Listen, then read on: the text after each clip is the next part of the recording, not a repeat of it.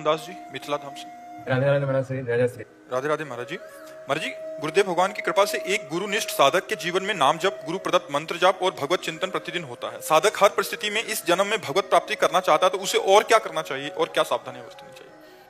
सत्संग, विचार, क्षमता और मनोनिग्रह ये बहुत आवश्यक है।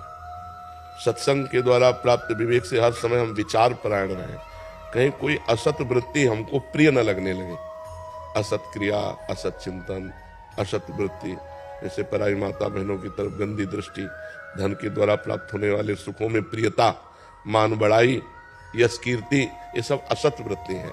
तो सत्संग के द्वारा प्राप्त विवेक से हम सावधान पूर्वक, विचार पूर्वक इनसे बचते रहें।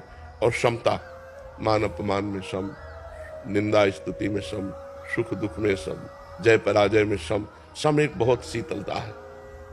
और संतोष जैसी परिस्थिति हमें भगवान ने दी है, हम किसी से, ना भगवान से ना किसी इंसान से, परिस्थिति के परिवर्तन की चाह ना करें।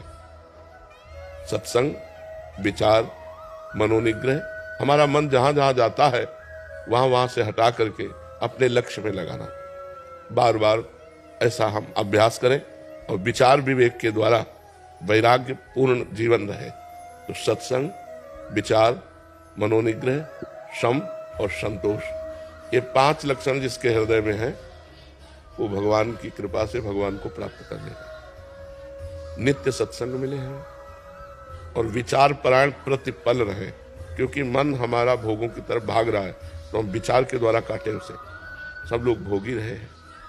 अगर वास्तविक चैन, सुख, शांति होती तो ये लोग हो जाते। सब अशांत है, सब क्लेशित है। आखिरकार कितने दिन भोगेंगे? आखिरकार ये शरीर अविनाशी तो है नहीं, मरेगा तो है ही। फिर हमारे हाथ क्या लगा?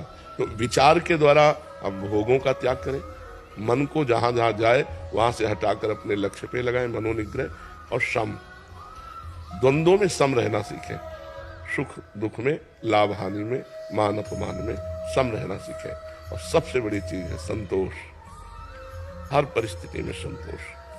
जैसे प्रभु हमें रख रहे हैं हम वैसे संतुष्ट हैं। हमें किसी व्यक्ति से या स्वयं प्रभु से भी परिवर्तन की चाह नहीं है। जैसी परिस्थिति है ये हमारे लायक है, हम इसी परिस्थिति में भजन करके भगवान को प्राप्त करें। ये 5 बातें हमारे जीवन में हो: सत्संग, संतोष, मनोनिग्रह, विचार, सम। सम माने समता, बस वो सिद्ध पुरुष हो जाएगा।